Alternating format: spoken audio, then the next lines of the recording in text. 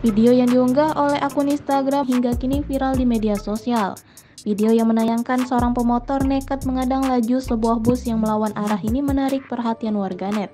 Dalam video tersebut terlihat seorang pengendara sepeda motor secara sengaja berhenti tepat di depan bus yang melaju lawan arah. Terdengar bunyi klakson dari bus yang melawan arah tersebut.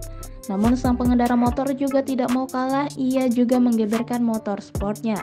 Kejadian tersebut sedikit menimbulkan kepadatan jalan dan juga kemacetan, hingga beberapa pemotor memilih melewati dari arah samping jalan. Kejadian tersebut kemudian direkam oleh salah seorang di dalam bus yang berada di belakang pengendara motor. Video tersebut hingga kini sudah disukai 600.000 lebih dan mendapatkan ribuan komentar dari warganet.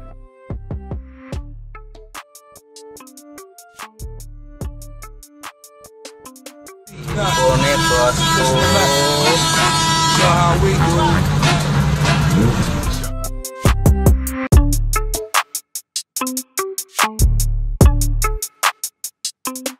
Terima kasih sudah nonton. Jangan lupa like, subscribe, dan share ya.